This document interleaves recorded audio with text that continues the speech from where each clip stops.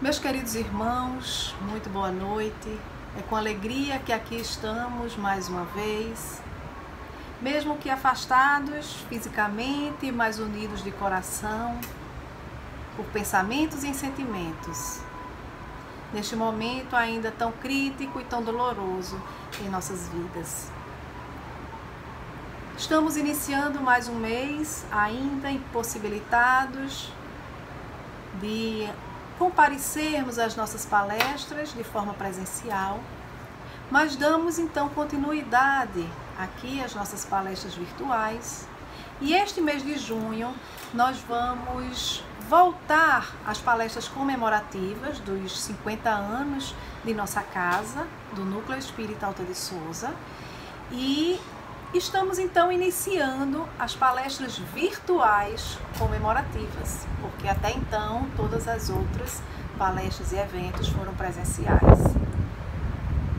E este mês nós teremos 4 palestras que serão aos sábados, e eu não vou dizer quais são, porque será surpresa, mas que estejamos atentos, né? Serão divulgados ao longo do mês, e que nós teremos oportunidade de presenciar, de participar, de estarmos presentes virtualmente. E este mês também estamos iniciando um novo projeto. Nós sempre lançamos algum projeto, e esse mês nós estamos lançando o projeto Reviver Faz Bem, onde nós vamos trazer palestras, trazer eventos já realizados em anos anteriores e que compõem essa linda história dos 50 anos do NEAS, sempre semeando o amor, seja por meio da divulgação doutrinária, seja por meio da assistência material ou espiritual aos necessitados que buscam a nossa casa. Então, que nós possamos acompanhar este projeto também, porque nós estaremos revivendo momentos que já participamos anteriormente. E na noite de hoje, especificamente, nós vamos reviver uma parte do evento comemorativo, NEAS 40 anos pelos caminhos de Jesus. Olha aqui. Que foi um evento realizado lá no Centro de Convenções, no dia 5 de dezembro de 2010. E hoje nós vamos rever esta parte com a nossa querida irmã Juscelma Coelho, que é lá da Seara Espírita Maria Nunes, lá em Belo Horizonte, Minas Gerais, onde ela trouxe a sua contribuição, e nós veremos na noite de hoje, em cima do tema central, o despertar do ser na vida contemporânea. Um tema sempre atual em nossas vidas. E na noite de hoje vai ser a palestra que ela trouxe como contribuição, e o interessante é que talvez nós possamos nos rever há 10 anos atrás, se nós estávamos lá no evento. Então, que nós possamos aproveitar esse instante, reviver este momento, reviver esses ensinamentos que são tão importantes para o nosso crescimento íntimo. Só que antes de dar início, nós vamos fazer a nossa prece inicial. Vamos mentalizar Jesus, elevar a Ele os nossos pensamentos. Mestre amigo Jesus, aqui estamos, Senhor, te buscando em pensamentos e em sentimentos nesse instante. Que possas, mestre amigo, se fazer presente. Que possas, Senhor, envolver os nossos corações de luz, de amor, e que nossos corações possam se interligar numa rede que venha a iluminar, Senhor, a envolver o nosso planeta tão sofrido, levando então consolação e amor aos corações outros que estão aflitos, que estão desfalecidos, que possam eles se sentir fortalecidos para levantar e continuar a caminhada, a jornada evolutiva. Envolve-nos, Senhor, sempre em paz, em luz e equilíbrio. Que Deus nos abençoe. Vamos então reviver este momento. Fiquem em paz, meus queridos irmãos. Boa tarde a todos. É uma alegria imensa poder estar aqui, participando com vocês do aniversário do Alta de Souza. Na verdade, comemorar um aniversário, seja de uma pessoa, seja de uma instituição, eu entendo como muito importante, não apenas pela alegria de mais um ano de conquistas, mas muito mais do que isso, por tudo aquilo que se conseguiu fazer de transformação, de projeção, de crescimento, de realização em favor de muitos. A cada vez que eu participo da comemoração do aniversário de uma casa espírita, eu começo a me perguntar: será que nós temos noções de quantos espíritos em aprendizado passaram pelo grupo? Será que nós somos capazes de fazer ideia de quantos irmãos em desequilíbrio, em processos obsessivos, passaram pela casa e foram socorridos? Seria possível aquilatar quantos estavam com ideias suicidas, com ideias de violência, e ao passarem pela casa, às vezes até só em frente à casa, e registrarem de alguma forma uma mensagem de amor, e que passaram a refletir e com o tempo mudaram a sua posição? Será que nós teríamos condições de avaliar quantos espíritos nobres estiveram na nossa casa e por lá deixaram a orientação e trabalharam e deixaram suas marcas de luz? Certamente que não nos é possível, porque no momento em que estamos envolvidos com as atividades, muitas vezes nós não fazemos conta da grandeza daquilo de que estamos participando. E enquanto eu assistia a primeira parte do vídeo, na parte da manhã, veio uma pergunta ao meu coração: será que todos aqueles espíritos que atuaram na montagem e no crescimento desta casa, será que todos eles já sabiam o destino, os rumos que essa casa ia tomar? E os fundadores?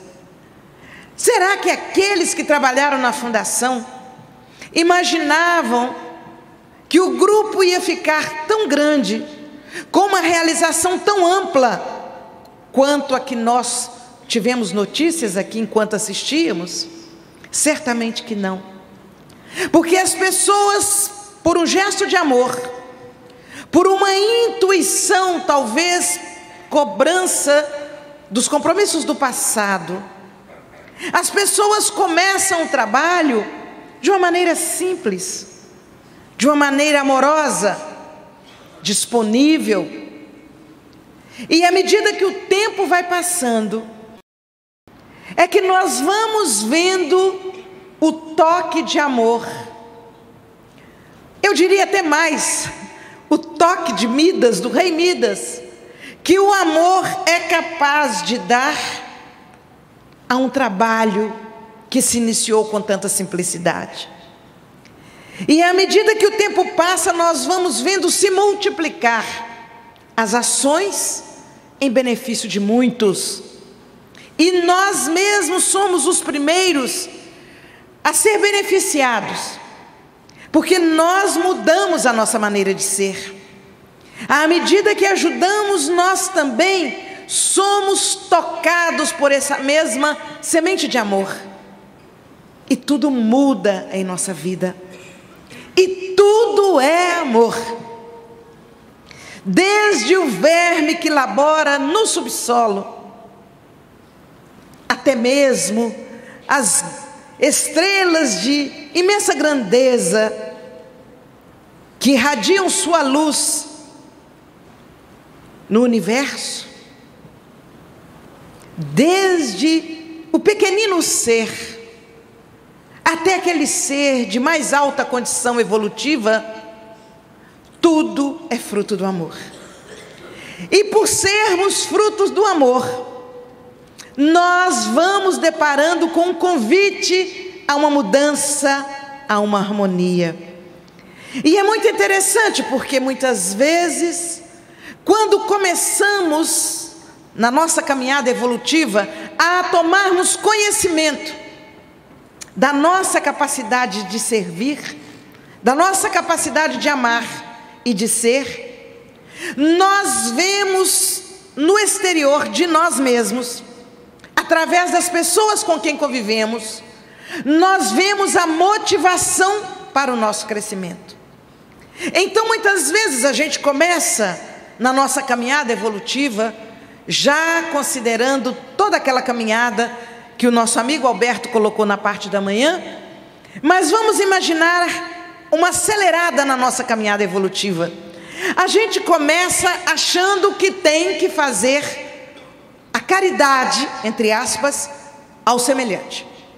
E nós começamos a fazer alguma coisa em favor do semelhante. E à medida que fazemos essa alguma coisa, há um retorno energético de luz em nosso favor. É aquele ditado que diz muita verdade: a mão que se estende para dar já está na posição para receber. E nós vamos oferecendo e vamos recebendo, e vamos crescendo na nossa capacidade de compreender, na nossa capacidade de agir, de reagir, de construir. E tudo vai mudando ao nosso redor. Mas muitas vezes a nossa capacidade íntima ainda se encontra vibrando na faixa de algumas limitações. E nós começamos a ver, porque já pensávamos assim, nós melhoramos um pouco, mas continuamos a entender que às vezes somos vítimas da sociedade, somos vítimas das pessoas à nossa volta, e nós começamos a responsabilizar pessoas por aquilo que acontece conosco. E alguns voltam lá atrás, na sua infância: não, eu sou assim, sabe, porque quando eu era pequeno, às vezes até que não cresceu muito fisicamente, mas ainda diz: quando eu era pequeno, a minha mãe, o meu pai, meu irmão, a minha madrinha, a minha madrasta. E aí começamos a responsabilizar outros pelos nossos fracassos, pelas nossas dificuldades, pelas nossas limitações. E o tempo vai passando e nós vamos trabalhando, construindo, mas grita em nós uma necessidade diferente de podermos realizar um pouco mais, de podermos envolver as pessoas de tal forma que elas possam sentir verdadeiramente que a nossa presença traz um significado, uma mensagem de utilidade, de amor. Nós somos filhos do amor, e tudo na nossa vida é amor. Então, à medida que esse tempo passa, a doutrina vai oferecendo para todos nós, e o trabalho no bem, eles vão oferecendo para nós oportunidades de refletir. E a gente começa a refletir. E nós deixamos de olhar as outras pessoas no seu exterior para olhar para nós mesmos em nossa intimidade. E começamos a refletir. E como disse Alberto, de vez em quando, nós nos olhamos ao espelho, mas não para ver simplesmente a nossa figura, se ela está em harmonia ou não. Mas nós começamos a nos olhar ao espelho para vermos através dos nossos olhares como somos e como estamos por dentro, na intimidade. Eu tive muita dificuldade para me olhar verdadeiramente no espelho, mas isso de tempos até mais remotos. Quando eu me lembro, lá quando eu comecei a trabalhar como professora, e eu fui trabalhar num local onde as crianças eram selecionadas por testes psicotécnicos, era alto grau de inteligência, e eu, provocando a reação daquelas crianças, dentro de uma programação que me era passada, cada vez que aquelas crianças olhavam e reagiam dentro daquilo que se esperava, eu procurava um jeito, saía dali, dizia para eles: aguardem um momentinho que eu preciso ir ao banheiro. Na verdade, eu ia chorar, e eu chorava, e eu chorava, e eu chorava, e eu dizia: essas crianças merecem uma professora mais bonita do que eu, uma professora que possa ser agradável a eles. Puxa, eu sou muito feia, eu não dou conta de agradar a eles, eles são tão bonitos, são tão inteligentes. E aquele processo me martirizava. Era a cada vez que havia uma reação positiva dos alunos, eu me castigava intimamente. Então, meu tempo de não querer olhar ao espelho, mas ele vem de muito tempo. E eu saía de casa sem me olhar ao espelho, de verdade. Porque se eu me olhasse, eu não ia dar conta de me olhar. Puxa, meu Deus, eu sou muito feia. Como é que pode? Mas por que eu estou ali? Eu tentava sair, eu tentava me transferir, mas o pessoal não deixava. É de você que os alunos gostam, mas eu não mereço que eles gostem de mim. Então, o tempo foi passando, e eu me recusava. Eu olhava rapidamente o espelho e tirava o rosto. Eu não queria olhar ao espelho, e eu não percebia que eu não queria olhar ao espelho para registrar outros sinais. Eu achava que era aparência física. E tudo vai acontecendo nessa mudança interior. E eu conto esse pequeno trechinho, não é porque a gente traz a história pessoal como referência, mas é exatamente pela luta que às vezes você desenvolve sem que outros percebam, no sentido de superar as suas dificuldades.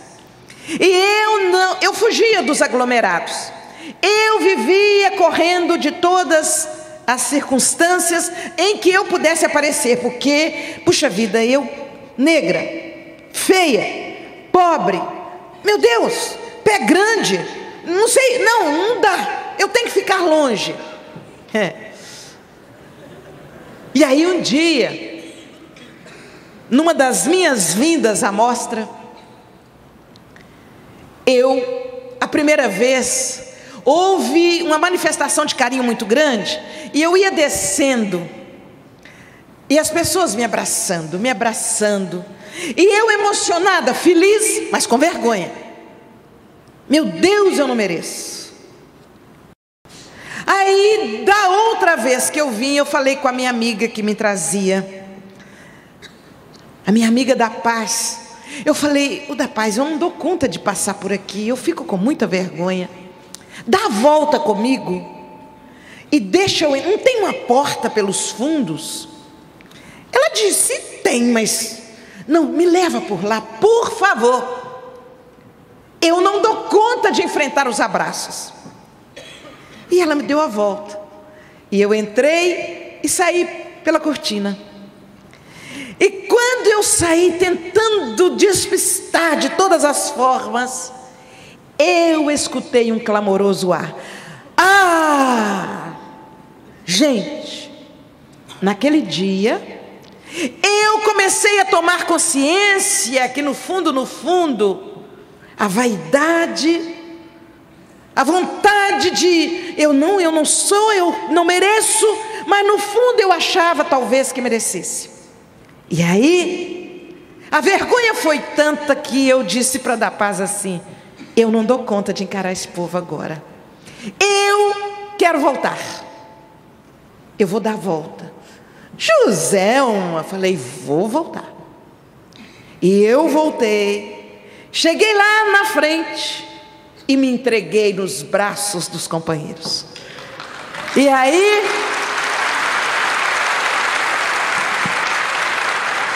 eu comecei, e abraça aqui, e abraça dali, e eu fui crescendo, e eu fui me sentindo feliz, e a partir daquele dia eu percebi que eu estava doente na intimidade, e que eu precisava me curar, eu precisava mudar a minha maneira de ser. Não eram os outros os responsáveis pelos meus limites, eu é que me colocava de tal forma acomodada que eu não conseguia reagir. E é exatamente por isso que eu venho trazer para cada um de nós, nesta tarde, a importância da reflexão sobre cada um de nós. Eu sou. É preciso que nós pensemos assim. E tenhamos a coragem, porque naquela semana eu comecei a me olhar no espelho. E à medida que eu me olhava, eu sentia o meu olhar. E teve um dia que eu falei assim: eu vou fechar a cara como eu fecho, e eu vou abrir o olho bem frente ao espelho e vou ver como é que é a minha cara quando eu estou de cara fechada. Meu Deus, eu fiquei com tanta vergonha. Eu falei, mas eu faço isso? Eu empurro as pessoas para longe de mim com essa cara fechada? Meu Deus, mas eu fico como um monstro com essa cara fechada.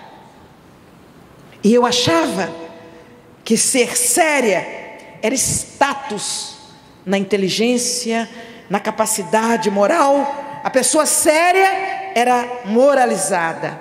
Eu assim pensava nos meus limites. E eu comecei a entender que aquela cara fechada não me levava muito longe. Eu acho até que foi por isso que eu não consegui nem namorar e casar, porque eu afastava todo mundo. Meu Deus, essa mulher deve ser brava demais, então vamos sair de perto dela. E aí eu comecei a sorrir. Eu chegava perto do espelho e sorria, e assim tá meio feio e tal. E eu estou ensaiando para sorrir. Eu não devo ensaiar para sorrir. Eu devo sorrir de dentro para fora, sentir que a vida é bela, deixar o coração vibrar de alegria, ver em cada pessoa com quem eu encontro um coração amigo que vem ao meu encontro e que vem trazer certamente informações e referências importantes para mim. E na medida que eu comecei a deixar o coração extravasar, através do sorriso, através do abraço, a iluminar o meu olhar, eu comecei a me sentir mais leve, porque eu já não estava ensaiando, eu já não estava dramatizando, eu estava sendo eu. Por isso eu venho colocar para vocês a importância de sermos, cada um de nós, aquele eu que sabe de seus limites, aquele eu que sabe da sua potencialidade. Porque na medida que nós vamos aprendendo, a gente fala assim, se falar eu, é egoísmo. Então a gente fala assim, porque nós fizemos isso. E às vezes soa falso aquele nós fizemos aquilo. Aí um dia eu fui refletir, mas se é assim, por que Jesus disse eu sou o caminho, a verdade e a vida, eu sou a porta por onde passam as ovelhas, eu sou a luz do mundo, eu sou o bom pastor? Ué, mas se Jesus assumiu, por que eu não posso assumir? Mas há uma grande diferença, porque Jesus, todo amor, Ele assume por amor e com amor. E às vezes Ao falar o eu posso estar falando com prepotência, vaidade e orgulho. Então, há uma diferença na vibração de assumir o compromisso e dizer eu sou. E desde que a doutrina vai abrindo para nós as páginas da vida, nós vamos percebendo que somos verdadeiramente criaturas que estamos aqui para continuar a escrever uma história.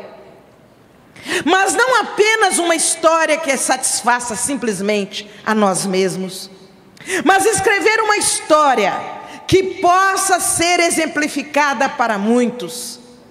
Também não para aparecer, mas com o objetivo de arrastar as pessoas daqueles pontos de fixação em que se encontram, para que elas possam se soltar, sair do litígio com Deus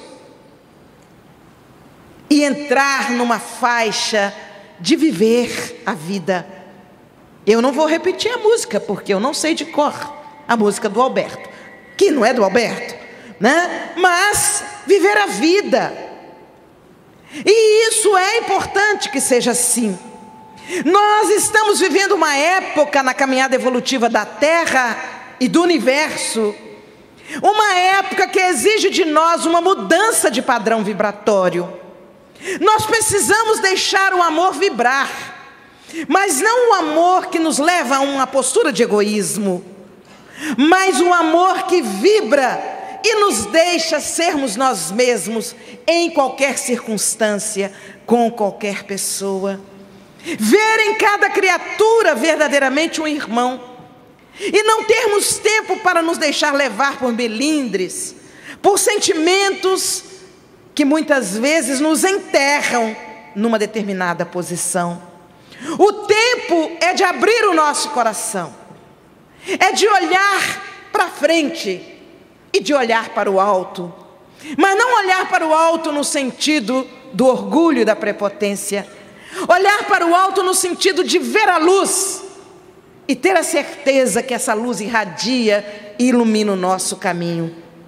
O Livro dos Espíritos, na questão 922, traz uma colocação muito importante, quando Kardec questiona: sabemos que a felicidade é relativa, entretanto, não haveria alguma coisa mínima que pudesse ser comum a todas as pessoas, ainda que a felicidade seja relativa?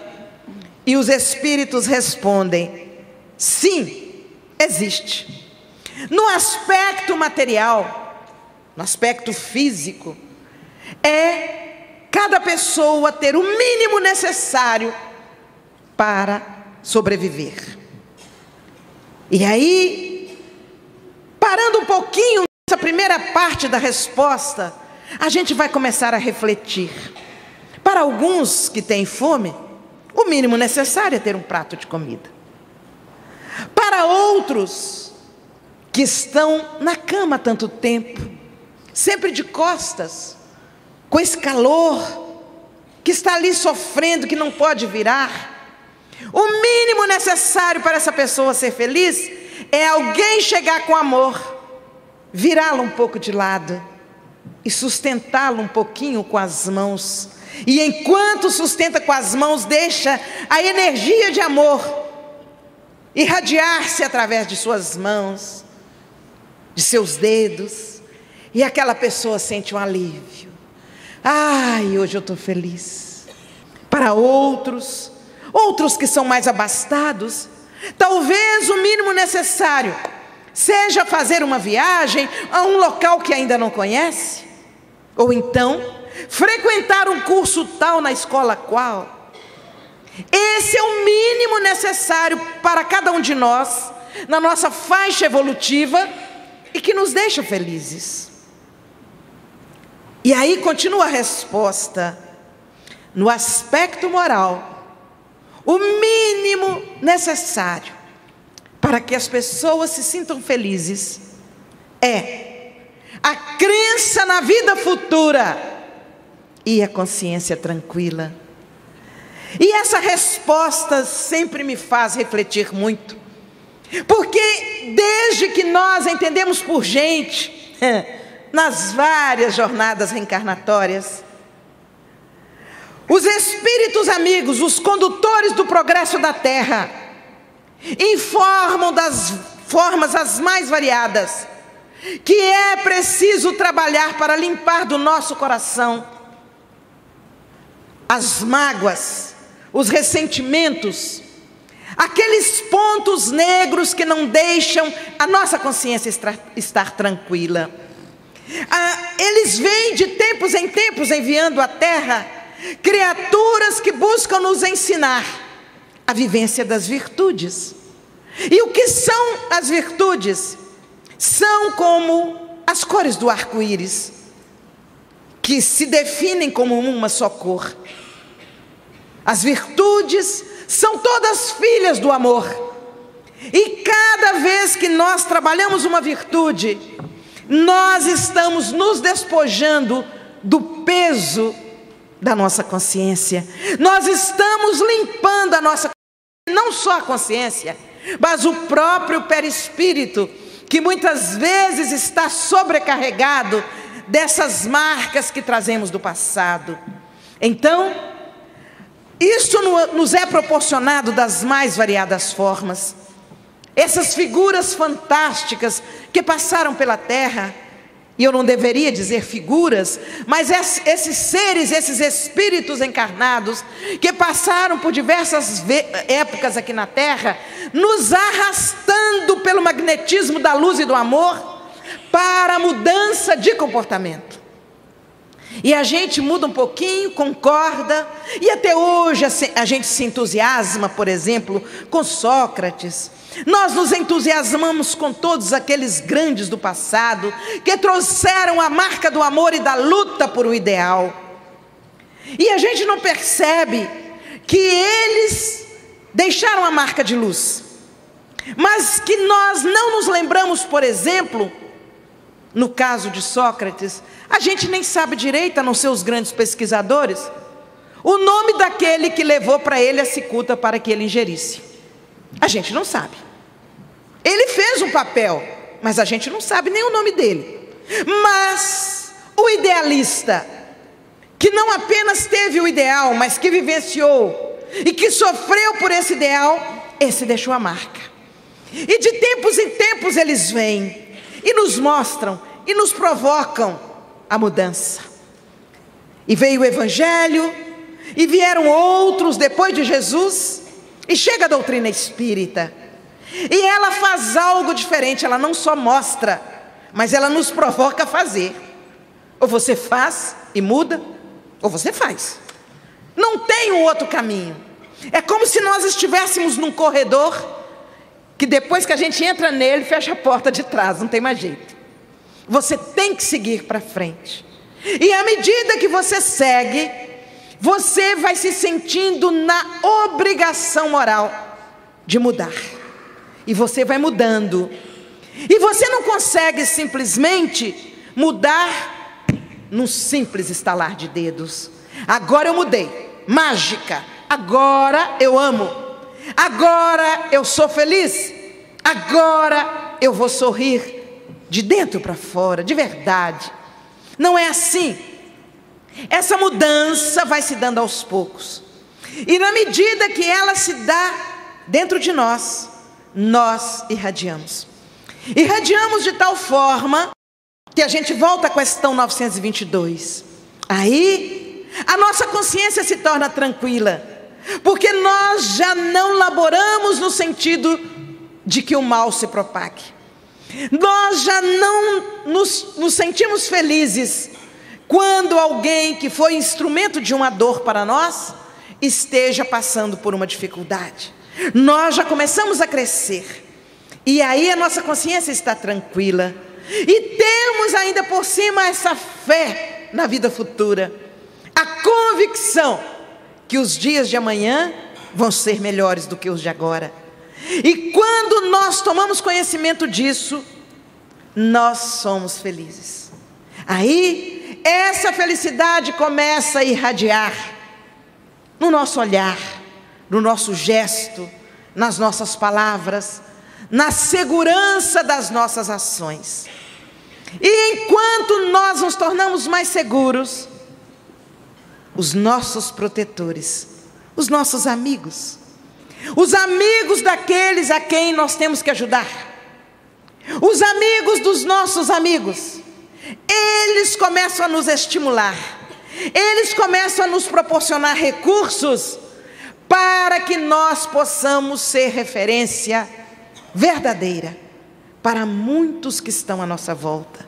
E a caminhada começa então a ser desenvolvida com passos mais firmes, decisivos, daquele que é convicto, daquele que sabe que ele é. Então, o convite que eu trago para cada um de nós nessa reflexão é que nós comecemos a assumir o que somos.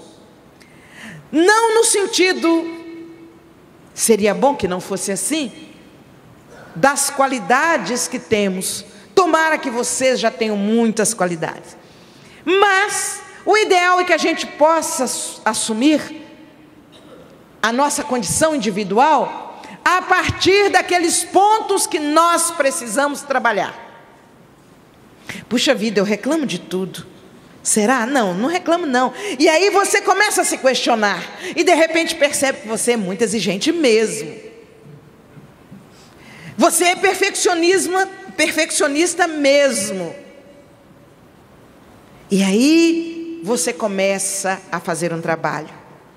Quantas vezes o pânico que muitos sofrem, o medo incontido que muitos têm, eles não começam a brotar em nós, porque nós somos inseguros diante das qualidades que temos, diante da potencialidade que possuímos, e que está ali aguardando a nossa decisão de mudar, de agir e de crescer.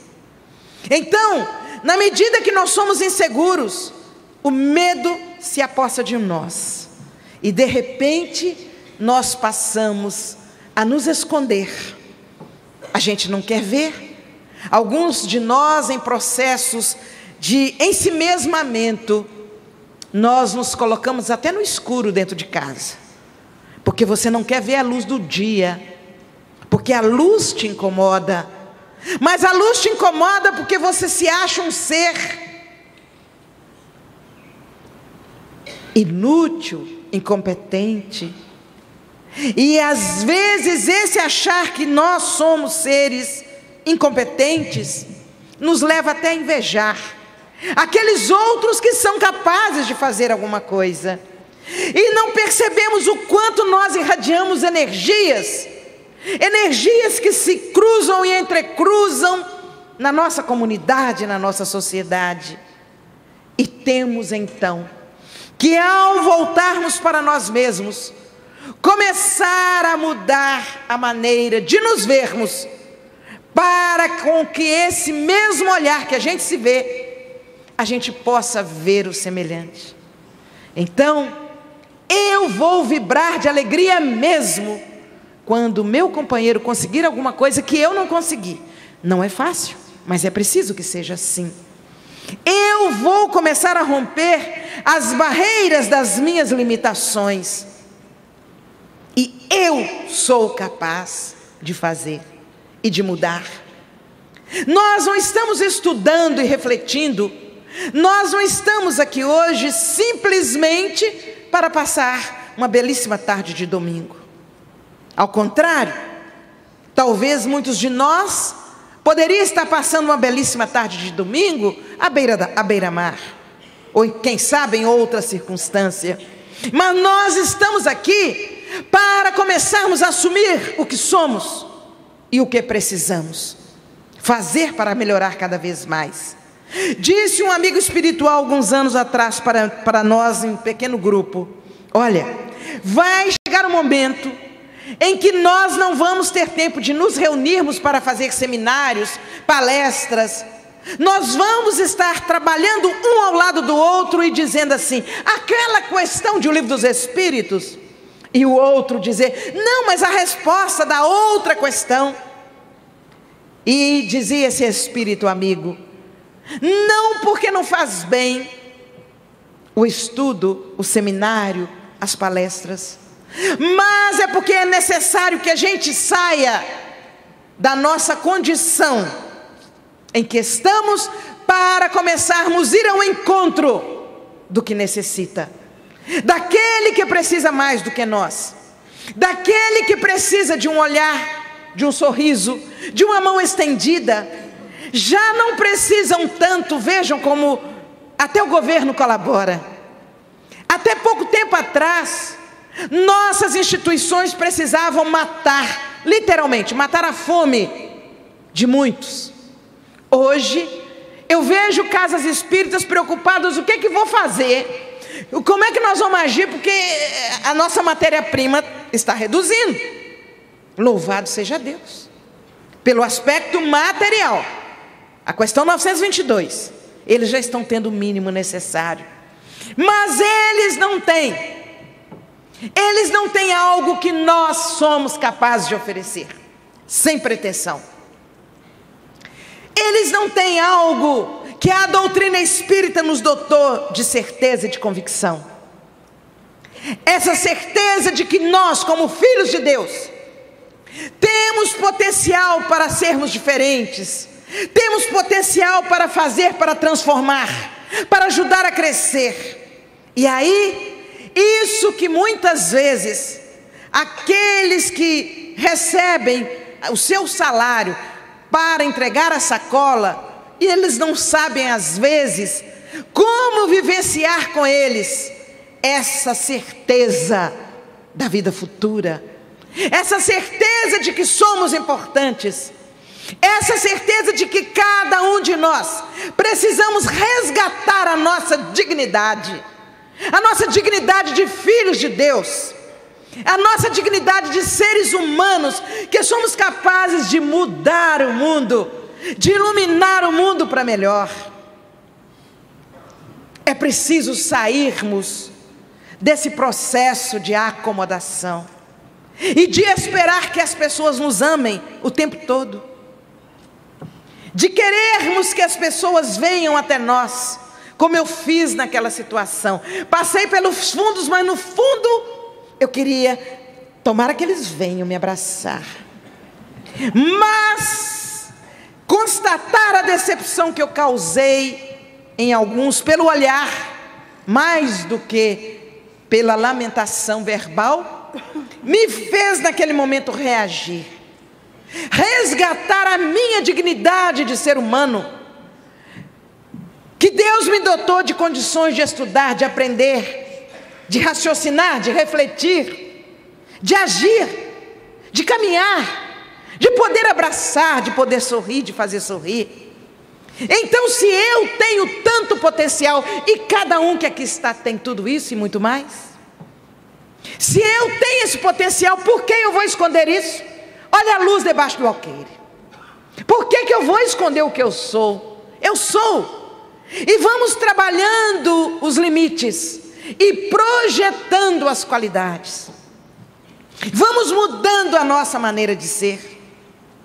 Se eu reclamava 5 horas por dia, somando os minutos, vamos parar de reclamar. Diminui aos poucos. Passa a reclamar de 2 em 2 dias. Passa a reclamar uma vez por semana e não reclama mais, pelo amor de Deus. O tempo urge. Vamos deixar de pôr defeito nas coisas, de ver em tudo uma coisa que poderia ter sido muito melhor. Aí a doutrina espírita nos ensina assim umas palavras bonitas, né? Suavizar a nossa fala. E aí a gente fala: tá bom, mas...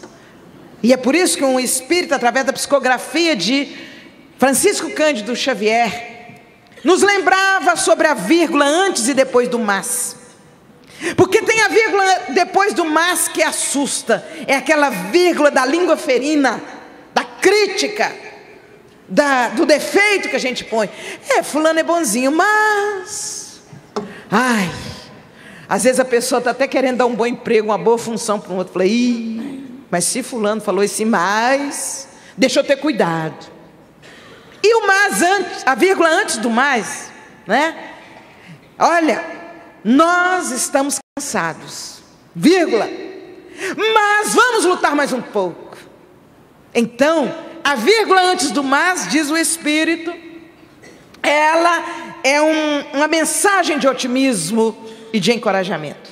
E depois, ela costuma ser um sinal de crítica, de intolerância da nossa parte. E quando nós falamos em intolerância, o quanto nós não precisamos trabalhar como virtude em nós, a nossa capacidade de tolerar as situações. Tolerar o ônibus que atrasa, o avião que atrasa e anula um voo e fica para o dia seguinte. Tomara a Deus que hoje não anule, que eu volto. Que eu tenho compromisso amanhã cedo. Mas tolerância.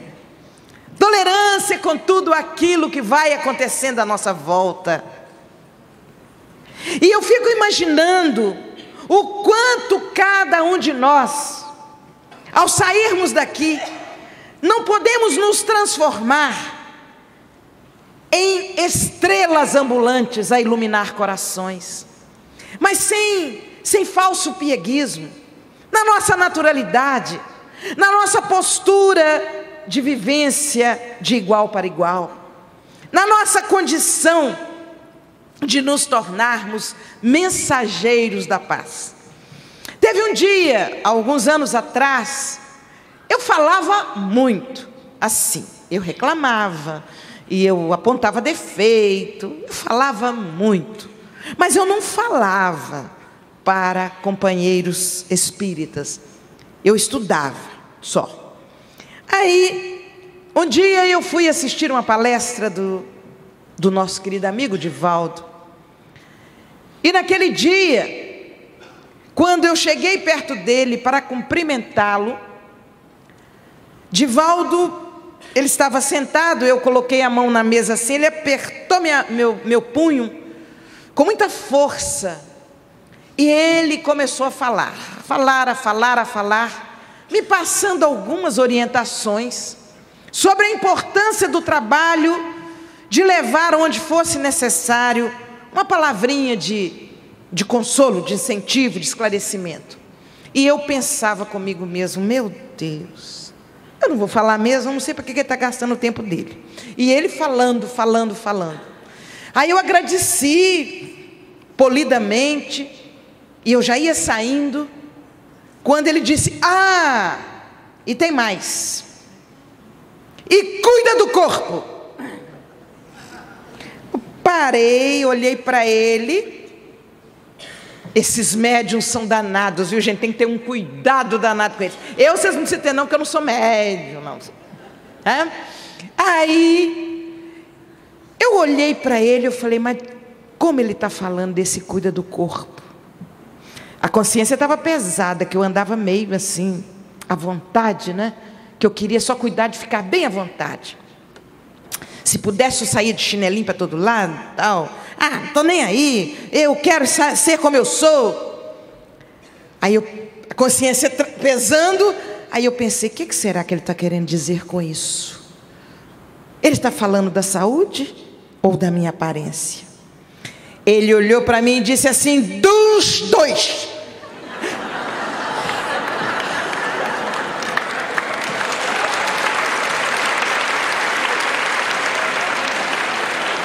Aí eu pensei assim, dos dois?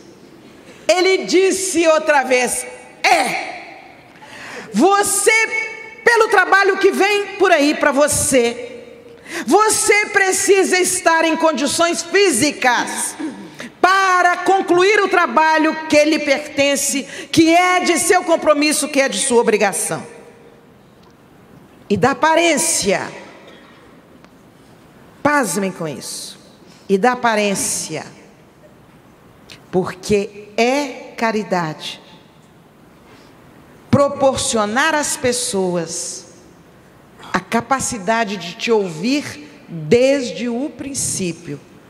Eu falei, não entendi, né? E ele estava assim, todo amor, com tempo, mas na verdade tinha uma fila atrás de mim. Eu pensei, me ouvir desde o princípio. Ele sorriu e disse assim: quando você não está vestida de uma maneira adequada, as pessoas te olham e acreditam que você é capaz de falar só o tanto proporcional à maneira com que você está se apresentando. E elas, às vezes, algumas delas não fazem muito caso. E elas ficam distraídas, prestando atenção em outras coisas, pensando talvez até que elas poderiam estar ganhando tempo em outro local, e estão ali. Aí de repente, 10, 15 minutos depois, dá um toque na voz que você dá, elas começam a prestar atenção, e vão dizer assim: puxa, não é que ela fala alguma coisa que presta?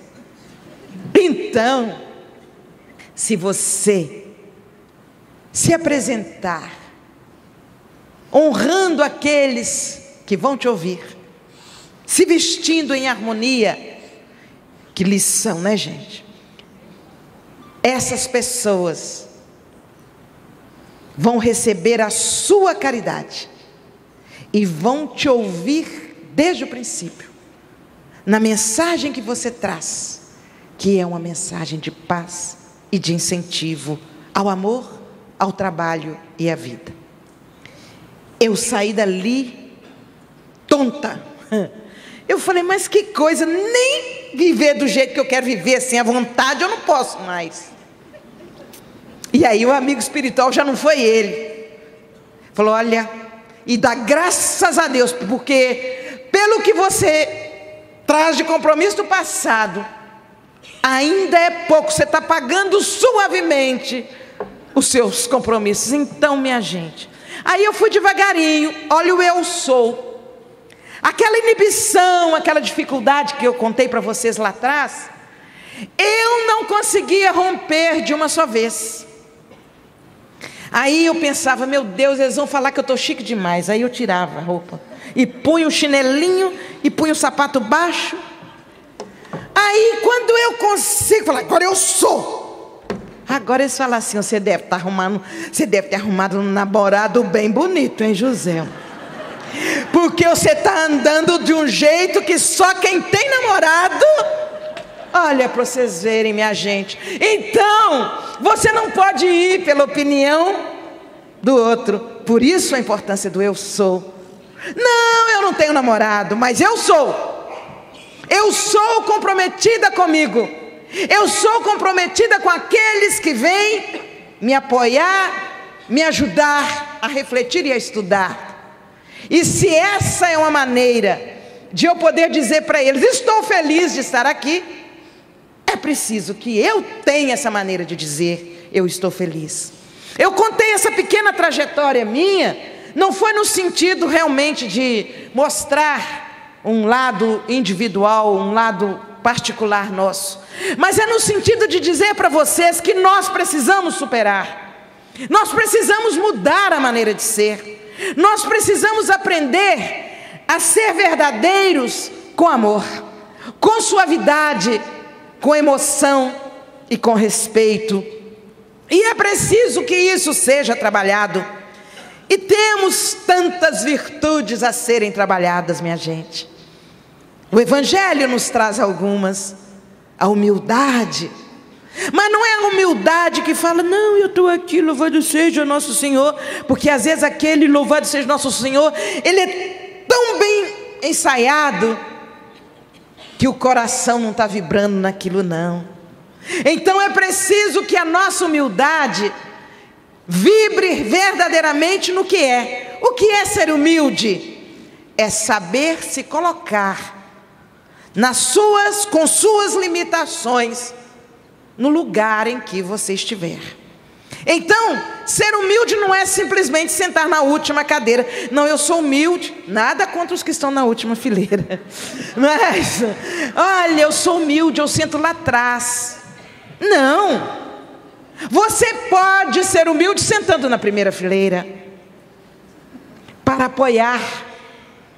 Eu não vou sentar na primeira fileira para aparecer.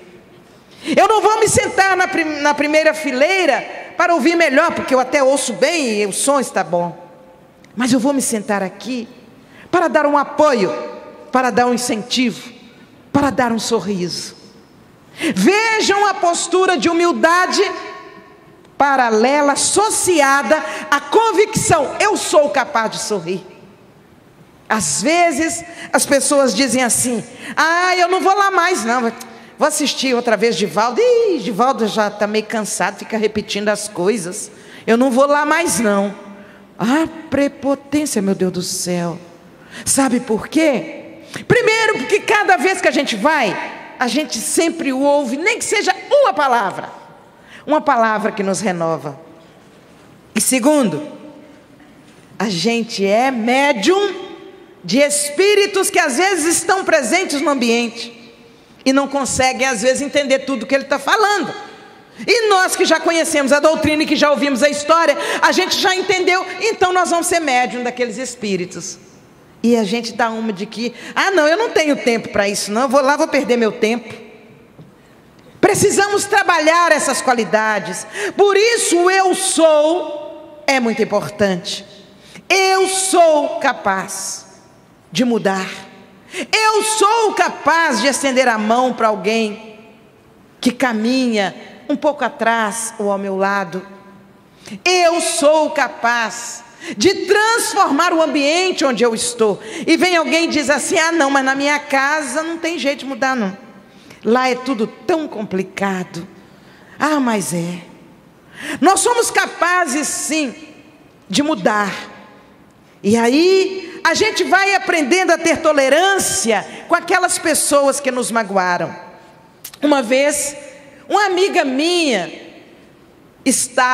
ela sofreu um processo de um aneurisma cerebral, e eu resolvi ir com mais algumas pessoas numa cidade distante, a 8 horas de Belo Horizonte, para levar a nossa presença e oferecer um passe àquela criatura, muito minha amiga.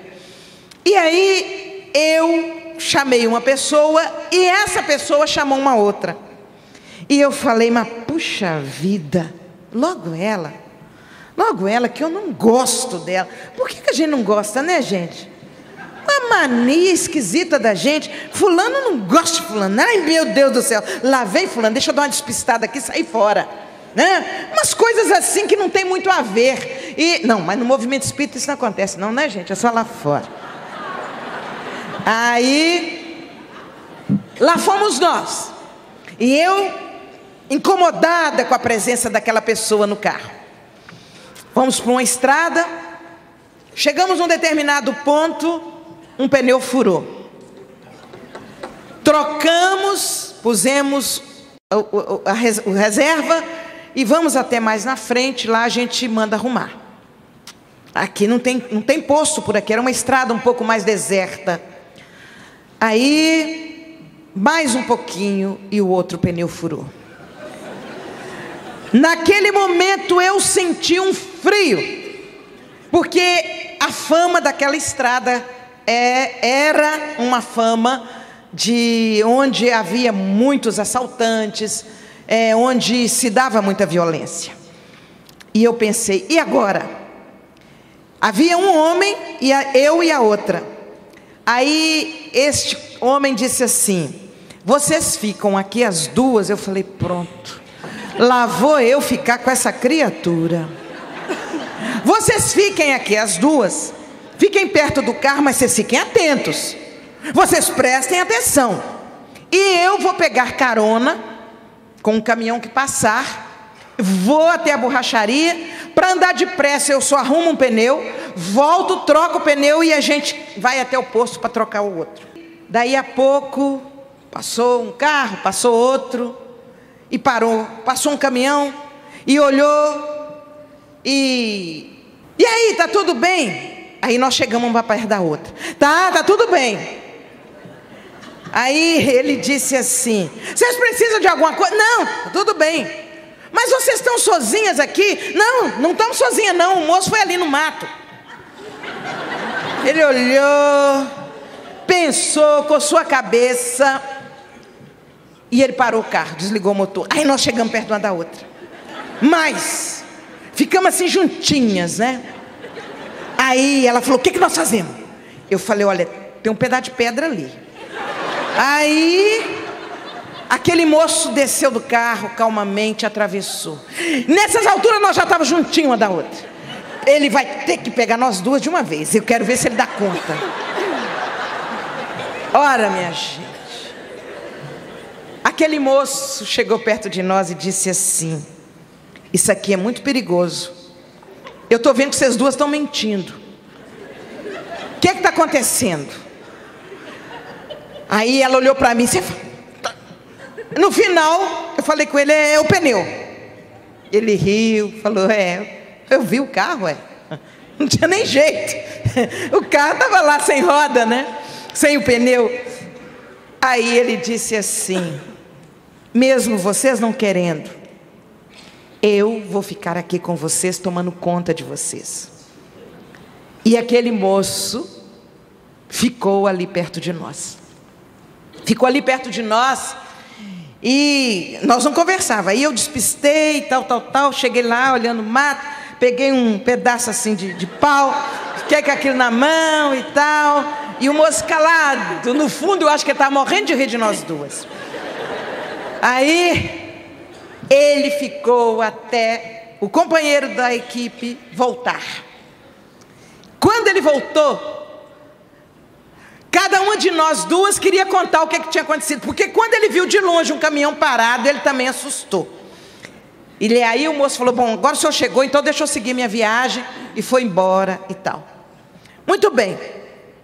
Na verdade, quando ele foi embora, nós nos olhamos de uma forma tão aliviada, que o medo e o alívio nos fez nos abraçarmos. E nós duas nos abraçamos, e naquele momento esquecemos que eu tinha antipatia dela, e ela, sei lá o que ela tinha de mim naquela época, né? Mas não ficou só nisso. Quando nós chegamos lá no trabalho, na casa da minha amiga, um médium disse assim: interessante, que beleza. Nós duas com as mãos estendidas, eu de um lado da cabeça da minha amiga e ela do outro lado. Ele disse: que coisa mais linda. Eu estou vendo das mãos de uma saírem luzes rosadas, quase vermelhas. Falei: deve ser das minhas obsidiadas, então deve ser luz vermelha de... E do outro eu vejo sair luzes azuis. Mas o que é importante é que essas luzes, elas se encontram uma a outra, como se fosse no centro da cabeça da nossa irmã.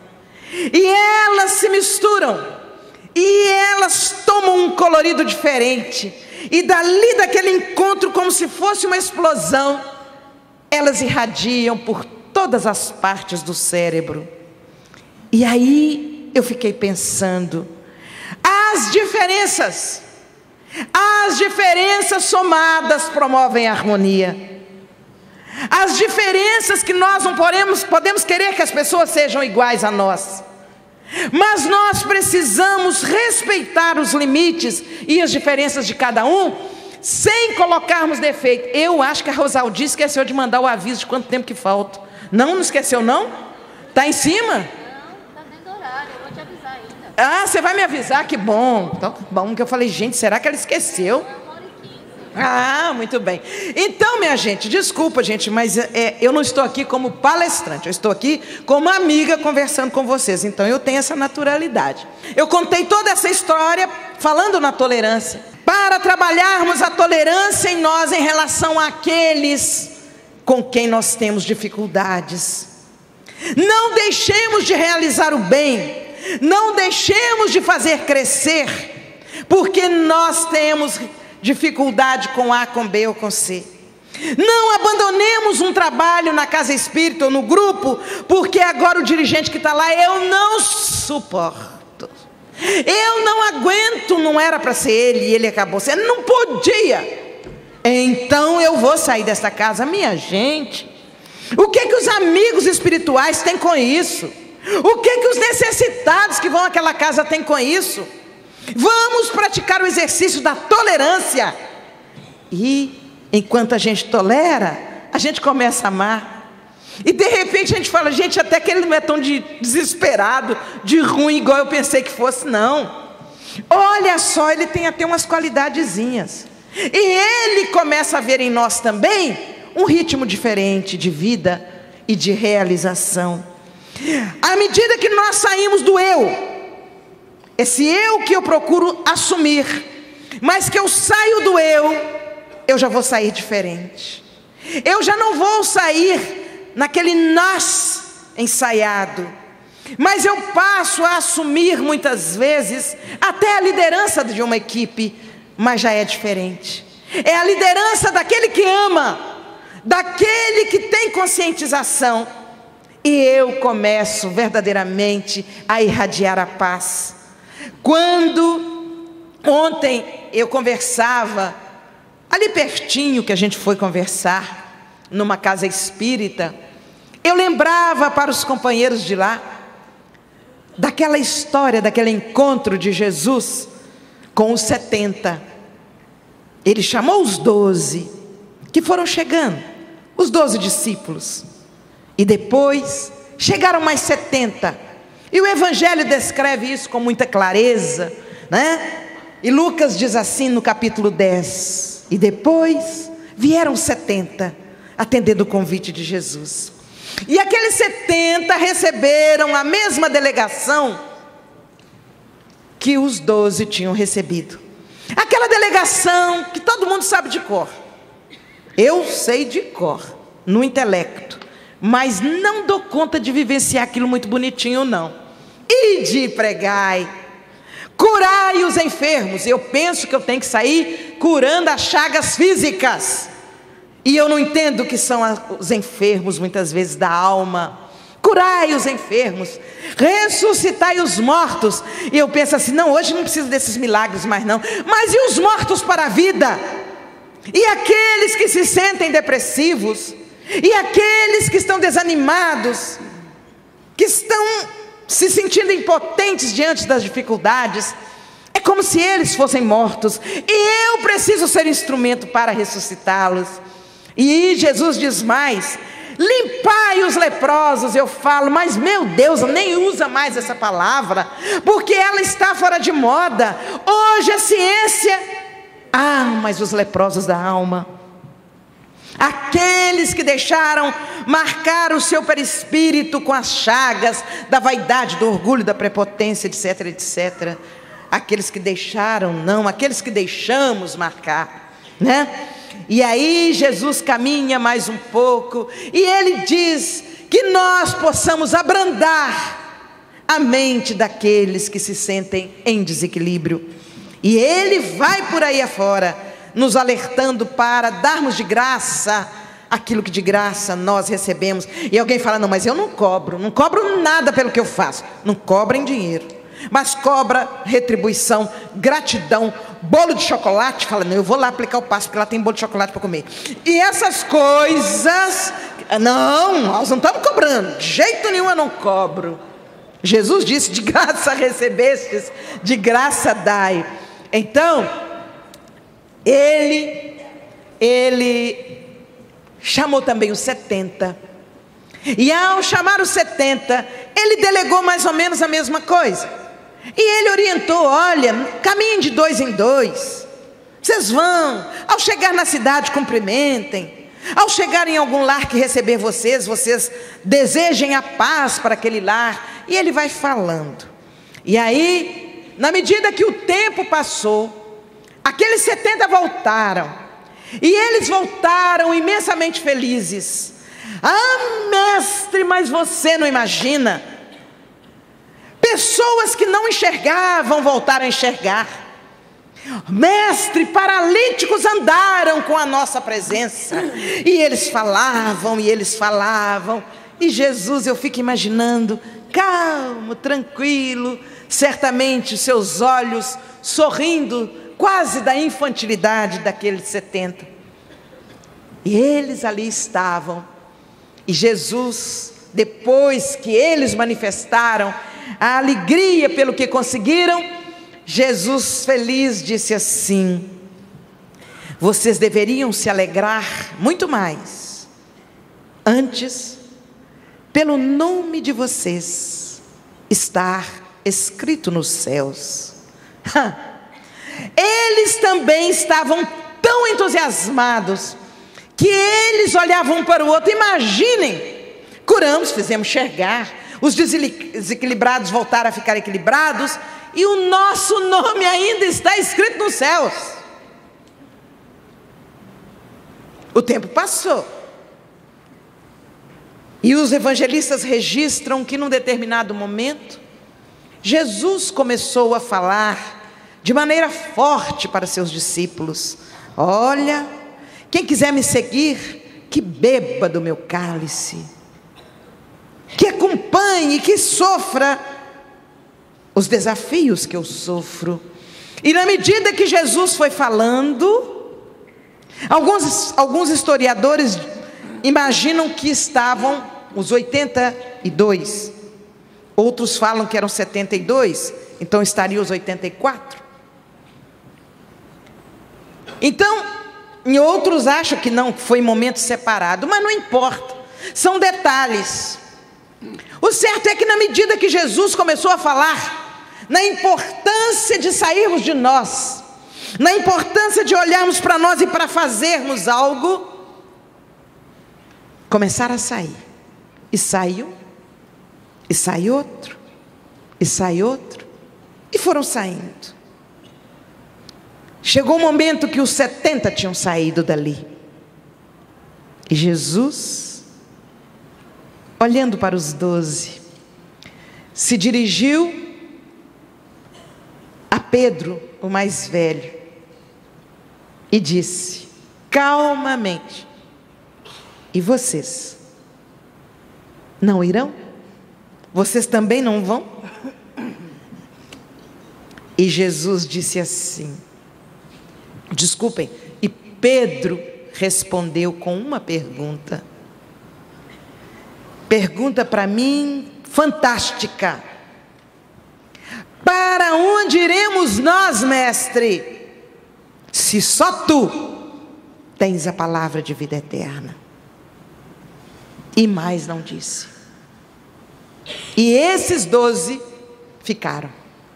Ainda teve o Judas, né?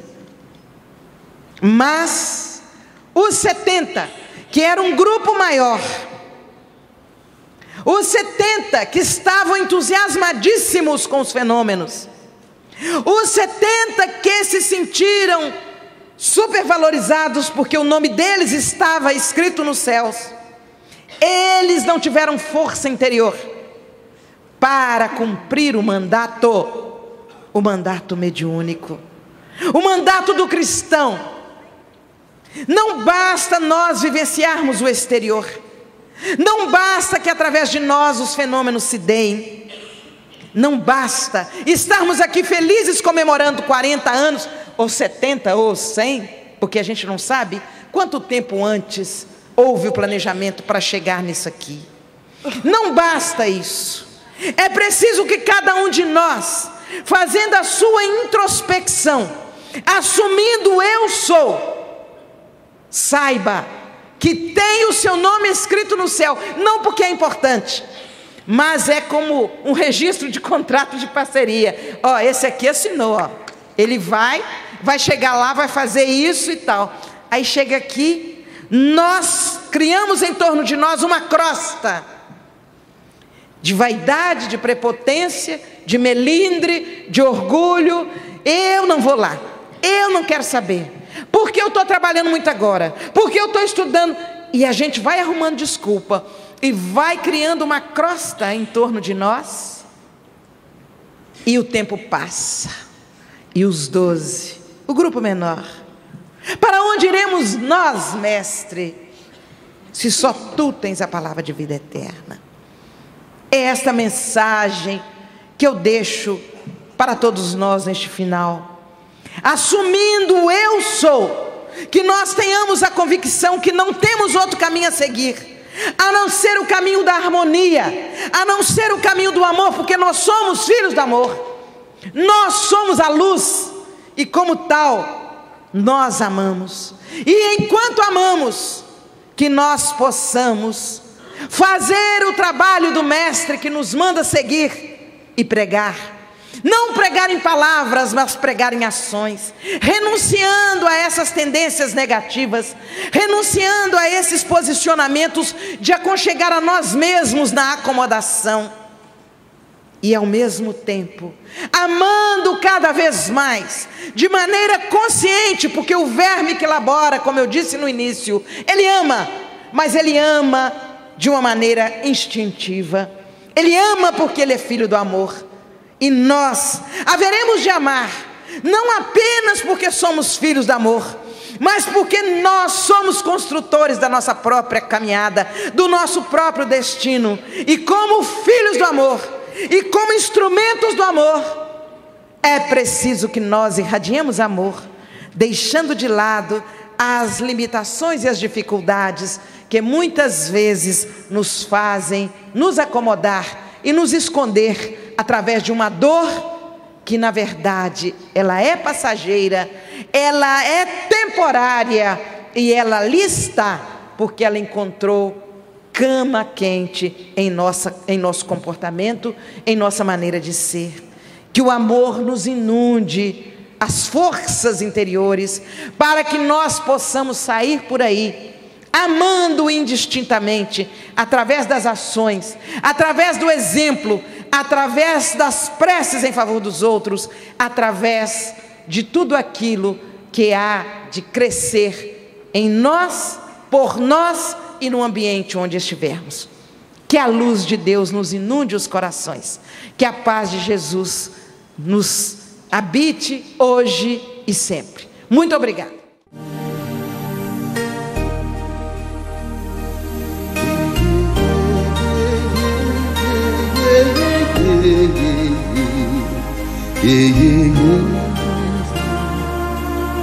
Aqui nesta casa eu me encontrei,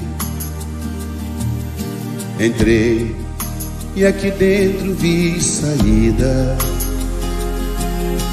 Sim, foi nessa casa de amor que as benesses do labor cicatrizaram minhas feridas. Depois de muitos e muitos passes, estudo e a água da paciência, religar e religuei, filosofiquei, tomei ciência. Aqui, nesta casa de oração, orei, pratiquei o Evangelho. Sim, foi nesse pouso espiritual que eu conheci a vida real. Rompi de vez com um homem velho. Depois de muitas e muitas preces, palestras e água da fé, religar e religuei. A casa, quando é santa, é posto de emergência, hospital de alma, dissipando dores, transcendentes traumas, frente de serviço que a todos levanta, pronto atendimento de Deus, oh Santa Casa Santa. Eu fiz amigos do peito, pessoas com quem posso contar, atendimento fraterno, culto do Evangelho no lar. Sim, nessa oficina de Jesus, chorei cantando quanta luz, com as vibrações desse lugar. Depois de muitas e muitas quedas, me fortalecendo na fé, religar e religuei. A casa, quando é santa, é posto de emergência, hospital de alma, dissipando dores, transcendentes traumas, frente de serviços que a todos levanta, pronto atendimento de Deus, oh Santa Casa Santa. Por isso canto e dou graças a Deus, secando lágrimas nos olhos meus. Depois de muitas e muitas preces, palestras e água da fé, religar e reerguer. Toda casa quando é santa é posto de emergência, hospital e alma, dissipando dores, transcendentes traumas, frente de serviços que a todos levanta, pronto atendimento de Deus, oh Santa Casa Santa. Posto de emergência, hospital e alma, dissipando dores, transcendentes traumas, frente de serviço que a todos levanta, pronto atendimento de Deus, Santa Casa Santa. Frente de serviços que a todos levanta, pronto atendimento de Deus, Santa Casa Santa.